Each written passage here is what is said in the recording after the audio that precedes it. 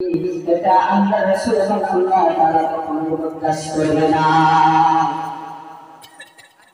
কাল কিয়ামতের দিন বান্দাকে চারটি প্রশ্ন করা হবে কবরের ভিতরে। যদি বান্দা চারটি প্রশ্নের উত্তর দিতে পারে আল্লাহ সুবহানাহু ওয়া তাআলা তাকে তাহলে জান্নাত দিবে।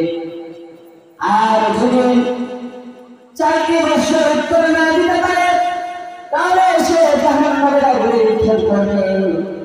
ফেরেশতারা প্রথম জিজ্ঞেস করবে, আমার লক্ষ্যটা তোমার রবকে।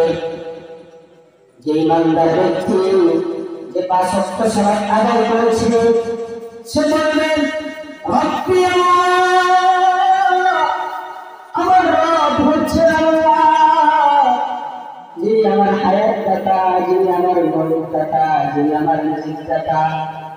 এরপর রাসূল সাল্লাল্লাহু আলাইহি ওয়াসাল্লাম দেখে বলবে, এই ব্যক্তি কে ছিল, এই ব্যক্তিকে যদি আপনি নবী করিম সাল্লাল্লাহু আলাইহি ওয়াসাল্লামের ভালোবাসার মালা গলায় থাকেন, যদি আপনি নবী করিম সাল্লাল্লাহু আলাইহি ওয়াসাল্লাম যে পদ্ধতি চলতে বলেছেন সেই পদ্ধতিতে আপনি চলেন, তাহলে বলবেন এই হচ্ছেন আখির জামানার শেষ নবী মুহাম্মদ সাল্লাল্লাহু আলাইহি ওয়াসাল্লাম। এরপর বলবে তোমার দিন কি, যদি আপনি দিনের উপর থেকে থাকেন, যদি আপনি দিনের উপর থেকে থাকেন তাহলে বলবে আমার দিন হচ্ছে ইসলাম।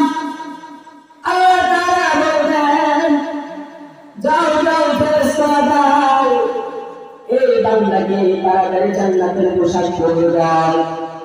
এরপর আল্লাহ তাআলা বলবেন এই প্রশ্নের নাম্বার হচ্ছে তুমি এই প্রশ্নের উত্তর কোথা থেকে পেলে, তুমি কি নকল করেছো? তখন ওই বান্দা বলবে না না আল্লাহ আমি নকল করি নাই। যখন কোরআন মাহফিল হতো আরে বড় বয়ান করতো, এত সুন্দর বয়ান করতো কোরআন হাদিস থেকে, এই কোরআন হাদিস থেকে আমি বয়ান শুনেছি।